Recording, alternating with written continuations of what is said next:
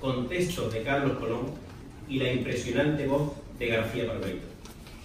Aquella tarde, entre charlas y anécdotas, estuvimos visionando escenas sueltas de la película. En un momento determinado, Carlos puso en reproducción una escena concreta de la película y la profunda voz de Barbeito me sobrecogía en ese momento recitando una de las lamentaciones de Jeremías.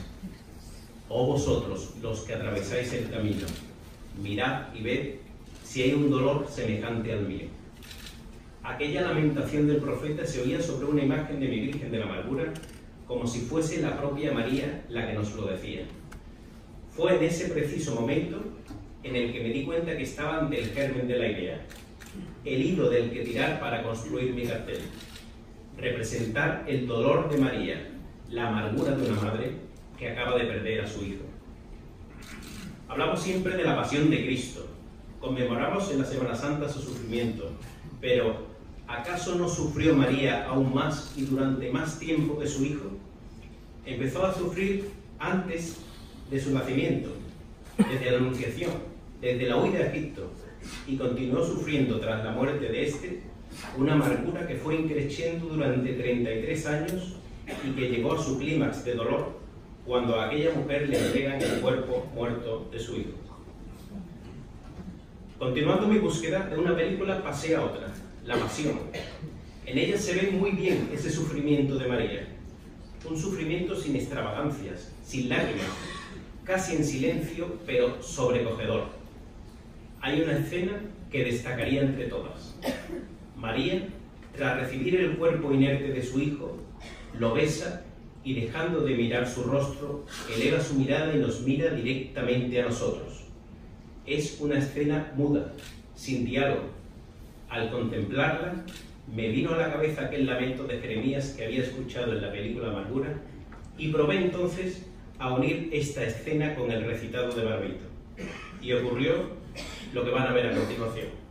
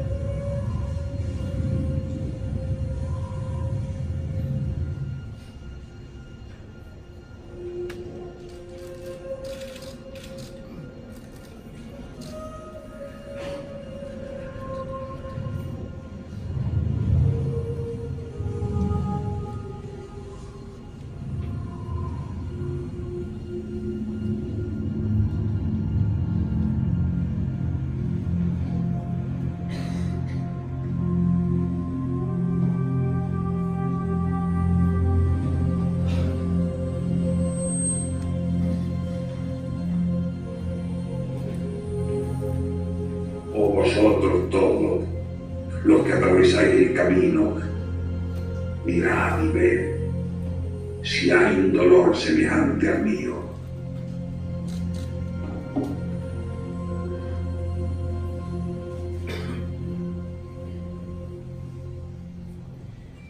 Estaba, por tanto, ante la idea de mi cartel. El lamento en silencio de María, una simbiosis entre María y las palabras del profeta, que no es ni más ni menos que la 13ª estación del Vía Crucis. De la escena de la película no solo me llevé el motivo central, sino también algunos detalles que formarían parte de mi composición. No buscaba en este caso un cartel tipo collage con varios ambientes, sino una escena única, en la que la madre no mirara al hijo, sino que pareciera pronunciar aquellas palabras. Andaba tras la búsqueda de un dolor sereno, sin extravagancias ni lágrimas, y sumergido dentro de esa atmósfera y viento del Gólgota que hemos visto en la película. Llegados aquí, había encontrado ya la parte evangélica de mi cartel, pero necesitaba contar todo esto, como diríamos aquí, de sevillanas maneras. Por lo tanto, empecé a buscar elementos por mi ciudad, y en esa búsqueda di con esto. Todos lo hemos visto en la catedral, es el descendimiento de la cruz de Pedro de Campaña. Prácticamente la misma escena de la película, pero ya con una cierta cercanía a Sevilla. No obstante, aún la composición no me respiraba suficiente sevillanía, pero mágicamente, al igual que anteriormente una película me llevó a otra, la historia de este cuadro desembocaría en otro a través de esta curiosa anécdota. Se cuenta que Murillo solía acudir frecuentemente a ver esta pintura y permanecía largas horas contemplándola. Tanto es así que en una ocasión el sacristán le preguntó que por qué permanecía allí tanto tiempo mirando aquel cuadro, a lo que Murillo respondió: estoy esperando a que acaben de bajar de la cruz a este divino señor. Y como no lo bajaban, Murillo tuvo que hacerlo con sus propios pinceles en esta pintura, La Piedad, que se encuentra en nuestro Museo de Bellas Artes. Y aquí sí se respira sevillanía, porque ¿hay algo en el mundo del arte más sevillano que Murillo? Con este hallazgo conseguía ya la sevillanía que buscaba para mi composición. Por lo tanto, tenía ya la parte evangélica y la parte sevillana de mi cartel. Faltaba ahora dotar a todos estos elementos de un significado y esencia cofrades. Continuando la búsqueda, encontré en un artículo de un boletín de la Quinta Angustia este curioso estudio en el que se analizaba la innegable similitud entre la dolorosa murillesca del cuadro anterior y la que talló Vicente Rodríguez Caso. Se apunta en él la posibilidad de que la inspiración del escultor viniera de ese cuadro. Curiosamente, la semana pasada, en un artículo de la revista Pasión en Sevilla, también Javier Macías volvía a analizar esta posible inspiración. La Virgen de la Quinta Angustia es una dolorosa que mira hacia arriba, con un dolor sin extravagancias, sin lágrimas, exactamente lo que yo buscaba. Además, era una imagen que, sin ser de la época del resto de sus figuras del paso, se integraba perfectamente en su grupo escultórico romanesco. Lo mismo ocurría con la idea de mi cartel. Con cada hallazgo, los elementos a incorporar iban aumentando: mirada elevada al cielo, iluminación cenital, dolorosa sentada, manos extendidas, vestimentas originales de época sin aditamentos y Cristo muerto sobre un sudario preparado para embalsamarlo. Me centré entonces en el tema del sudario. Nada hay más preciado para un cofrade que su túnica. Una prenda que duerme todo el año en un altillo, esperando que nuestras madres la bajen en Cuaresma para prepararla y nos vistan con ella año tras año para realizar nuestra ansiada estación de penitencia. Pero bien sabéis que este no es el único significado que tiene nuestra túnica. El hábito de nazareno es también la prenda con la que se amortaja a un hermano cuando fallece para realizar la estación de penitencia definitiva.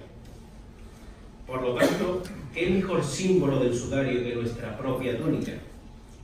Como homenaje al centenario de la composición de la Marcha Amarguras en este 2019, la túnica elegida para este cometido sería la de mi hermandad.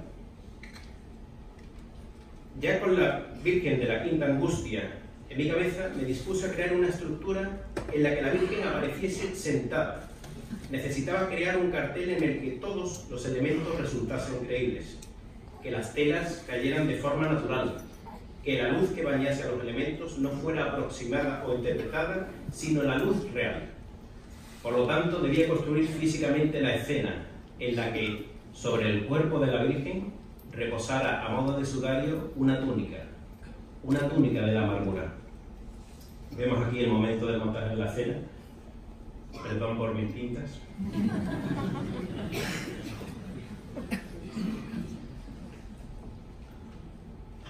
A continuación, con la ayuda de mi sobrina, ideé la estructura superior de la Virgen, vestida con ropajes históricos o al menos alusivos a los del cuadro de Murillo.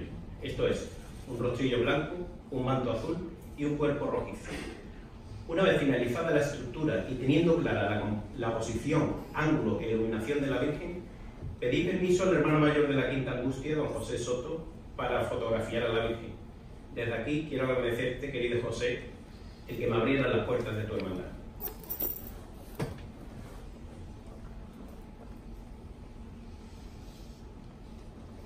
Este fue uno de los momentos impagables que me ha dado este cartel. El poder estar allí subido fue como presenciar en primera persona la escena de la bajada de Cristo, una de las experiencias más intensas de mi vida cofrade.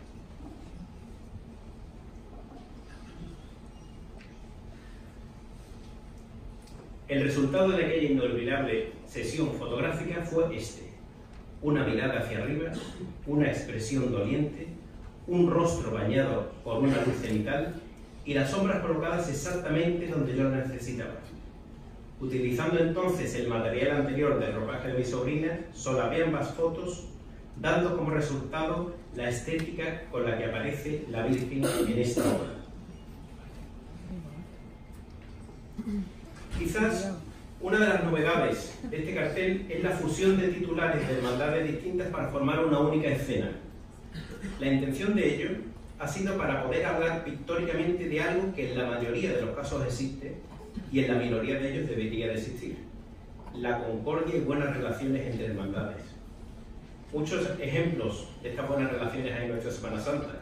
El más conocido sería quizás el del Gran Poder de la Macarena con su famosa venia, pero cada Semana Santa somos espectadores de esas señales de respeto y cariño entre hermandades. Ejemplos muchísimos, como cuando una cofradía pasa por delante de otra y saca sus insignias en señal de respeto, convivencias entre hermandades, préstamos de enseres, ofrecimiento de su templo cuando llueve, etcétera, etcétera, etcétera. Como digo, los ejemplos serían interminables. Incluso podemos retrotraer este argumento hacia atrás en la historia y hablar de algo que en muchas ocasiones fue lo que salvó a muchas cofradías de su extinción. Me refiero a la fusión entre hermandades. Recordemos el elevadísimo número de hermandades penitenciales fusionadas con sacramentales, Amargura, Cena, Lanzada y tantísimas otras, y aún el de las archicofradías, fusión de varias cofradías en una, como la Archicofradía del Baño o la Sacramental de Pasión.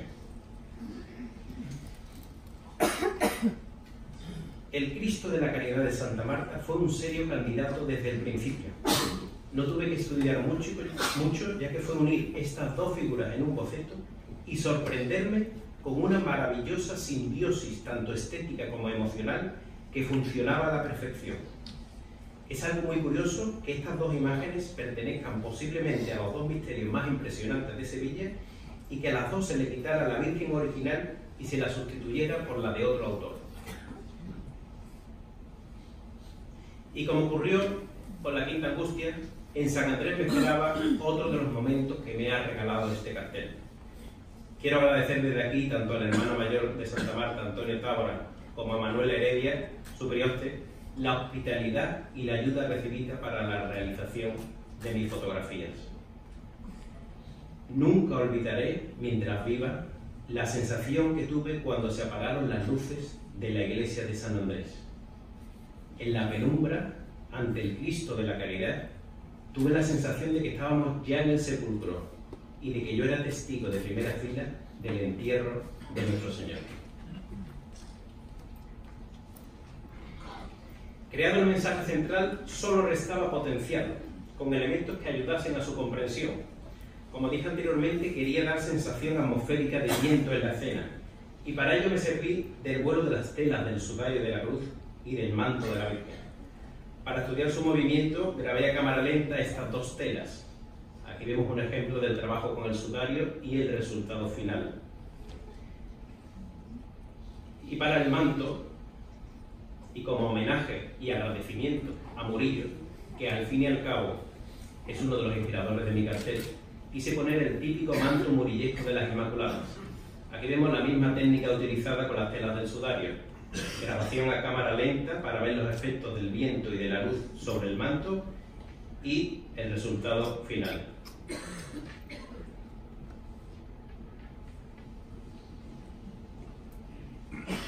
Era el momento de añadir mi parte personal a la obra. Como no podía ser de otra forma, el San Juan de la escena iba a ser mi San Juan. Quería representar un San Juan que pareciera no querer intervenir en el dolor de aquella madre, retirándose un paso atrás en la escena. Utilicé el mismo procedimiento que con la Virgen y el Cristo. Primero foto del modelo posando, que en esta ocasión ha sido mi suegro, y luego foto del titular. Querido hermano José María Pedernal, muchas gracias también a ti por aquel momento y sobre todo por el momento que nos regalaste a mi padre y a mí anteayer ante nuestro Cristo del silencio.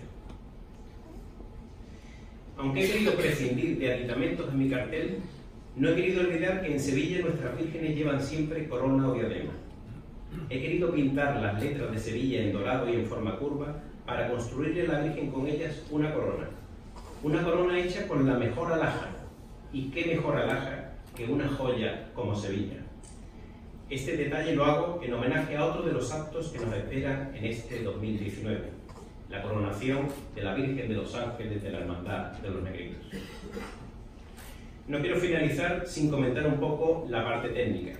Aquí vemos una jornada de trabajo a cámara rápida, son unas 8 horas aceleradas en un minuto, ojalá pintara yo así de rápido. El soporte utilizado es lienzo gabardina colocado sobre un bastidor de madera y con una primera imprimación de queso blanco.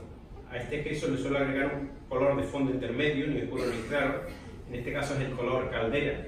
Es un color de fondo muy utilizado a lo largo de la historia por pintores como Goya. Sobre este color es el que realizo el dibujo preparatorio y sobre el dibujo van de 2 a 3 capas de pintura más las veladuras posteriores. Las dimensiones del cartel son 147 por 82.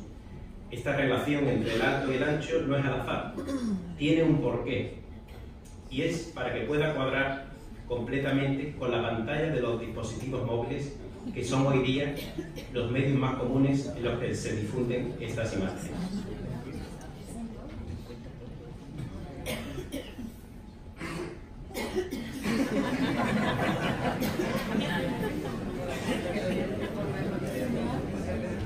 He utilizado para el cartel la composición en diagonal, una diagonal que comienza en la escalera, pasa por las cabezas de las 3 figuras, el brazo la continúa para terminar en la parte inferior, que es con la que termino mi intervención. Me gustaría que miraran un momento al cuadro para mencionar la curiosa atracción que tiene el rostro de la Virgen en esta obra. La mirada del espectador se va directamente a ella, aun teniendo pintado delante un cuerpo completo con toda su anatomía. Los que conocen mi producción pictórica saben que soy ante todo un pintor historicista y como ya sospechó algún que otro periodista, también la historia estaría presente en mi cartel. En esta ocasión he querido representar algo nunca antes pintado en un cartel de la Semana Santa, el germen de la Semana Santa de Sevilla. Aquí en estas antiguas pinturas vemos a los antiguos disciplinantes haciendo su penitencia al templete de la Cruz del Carmen. En mi pintura, la mano de Cristo parece señalar el lugar y la época donde empezó todo, donde se fraguó la Semana Santa de Sevilla. Vemos en la lejanía del tiempo un cortejo de disciplinantes camino del templete de la Cruz del Campo, un camino que se iniciaba en la casa de Pilatos y terminaba en este lugar. Los disciplinantes portan la cruz de las toallas, símbolo de aquella época y que custodia, como sabéis, la hermandad de los negritos. Y como conclusión compositiva, la frase que inspiró la composición de mi cartel se cierra ahora completando el mensaje. Al ver en la lejanía aquellos disciplinantes caminando, el lema de mi cartel vuelve a hacerse realidad. Oh vosotros que atravesáis el camino. Y finalizo mi intervención con perdón y gracias. Perdón a mi familia y sobre todo a mi mujer y a mis padres por tanto tiempo robado y tantas ausencias en estas navidades en las que apenas me habéis visto debido a la carga de trabajo. Y también gracias por vuestra comprensión. Gracias, querido Pepillo Gutiérrez. Es una satisfacción recibir de ti este maravilloso testigo. Gracias también a Antonio Galloso y a Juan Miguel Martín Mena por su ayuda siempre incondicional. Gracias a mis amigos pintores que hoy me arropan y que se alegran siempre de mis éxitos como yo de los suyos. Gracias también al Consejo, a este y al anterior, por haber hecho realidad el sueño de mi vida y hacer posible que los apellidos de mi familia formen ya parte de la historia de la Semana Santa. Pepillo, esta frase te la he robado el año pasado. Gracias también a los profesionales de los medios de comunicación presentes aquí hoy por el gran trabajo que hacéis. También gracias a mis amigos de la infancia, con los que descubrí de pequeño la Semana Santa. Jero, Luis, Manolo, Javi, gracias por hacer posible. Y mirando al cielo, gracias Manolo Lozano. Cómo me hubiera gustado que te hubieses esperado un añito más para verte aquí sentado. Pero sobre todo gracias a la persona que ha hecho posible que yo haya terminado este cartel a tiempo.